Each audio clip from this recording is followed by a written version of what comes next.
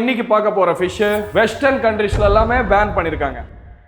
Hello நண்பர்களே, நான் உங்களுடைய சகோதரன் ஃபிஷ் குரு. மக்களே, இதுதான் இங்கிலீஷ்ல பேரட் ஃபிஷ்னு சொல்லுவாங்க, தமிழ்ல வந்து கிளி மீன் சொல்லுவாங்க. கடல்லே இருக்கிறதுல அழகான மீன்ல ஒரு மீன் தான் இந்த கிளி மீன். இதுக்கு ஏன் கிளி மீன் சொல்லுவாங்கன்னா, இதோட பல்லு வந்து கிளி மூக்கு மாதிரி இருக்கும். இது ஏன் வெஸ்டர்ன் கண்ட்ரீஸ்ல பேன் பண்ணாங்கன்னா, இதோட மெயின் சாப்பாடு பவளப்பாறைகள் இருக்கிற அழுக்க சாப்பிடுறதா இதோட வேலை. இந்த அழுக்க சாப்பிட்டு இது வளர்றதுனால இதுவும் நல்லா இருக்கு, பவளப்பாறைகளும் ரொம்ப நல்லா இருக்கு. பவளப்பாறைங்க அழிஞ்சு போகாம இருக்கிறதுக்கு இதுதான் மெயின் ரீசன். இது வெள்ளைக்காரங்க நிறைய சாப்பிட்டு காலி பண்ணிருக்காங்க, அதனால பவளப்பாறைகள் பாதிக்கப்படுது. அதுக்காகத்தான் இது வெஸ்டர்ன் கண்ட்ரீஸ்ல மெயினா பேன் பண்ணிருக்காங்க. ஆனா நம்ம அதிர்ஷ்டமோ இதை யாரும் இதுவரைக்கும் பண்ணல. இந்த மீனை பத்தி யாருக்குமே நிறைய தெரியாது. இதை சாப்பிட்ட அந்த கழிவுகளை சேண்டா மாத்துரும். அதாவது ஒரு மீன் வந்து ஒரு வருஷத்துக்கு சுமார் 1000 கிலோ பீச் சாண்டல் உருவாக்குற அளவுக்கு சக்தி இருக்கு. ஏன் தெரியுங்களா?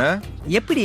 அதான் நானும் யோசிக்கிறேன். இன்னும் சொல்ல போனா இது ஒரு 10 ஃபிஷ்ஷை வச்சு நம்ம ஊர்ல நம்மளே பீச் ரெடி பண்ணலாம். அதனால இது எங்க கிடைச்சாலும் எப்ப கிடைச்சாலும் வாங்கி சாப்பிடுங்க. இது ரொம்ப டேஸ்டான ஃபிஷ். நமக்காக உயிரை கொடுக்கிற ஆளு, நாம சாப்பிட்டாவதோ அவனை காப்பாற்றலாம். அடுத்த வாட்டி நீங்க பிரைம் கட்ல விசிட் பண்ண கிளி மீன் இருந்தாங்கன்னா கண்டிப்பா வாங்கி சாப்பிடுங்க. இது வந்து அந்த ஸ்டமக் வந்து அந்த சாண்டோட ஒரு டேஸ்ட் உங்களுக்கு ஃபீல் ஆகும். இது குழம்புக்கெல்லாம் அவ்வளவு செட் ஆகாது. இது கிரில்லுக்கு ரொம்ப நல்லா இருக்கும், அதே மாதிரி ஃப்ரைக்கும் ரொம்ப நல்லா இருக்கும். நீங்க இதுக்கு முன்னாடி கிளி மீன் சாப்பிட்டுருந்தீங்கன்னா அது எப்படி குக் பண்ணீங்க, என்ன பண்ணீங்க நீங்க கமெண்ட் பண்ணுங்க. மீனுடன் மீண்டும் சந்திப்போம். நான் உங்களுடைய ஃபிஷ் குரு.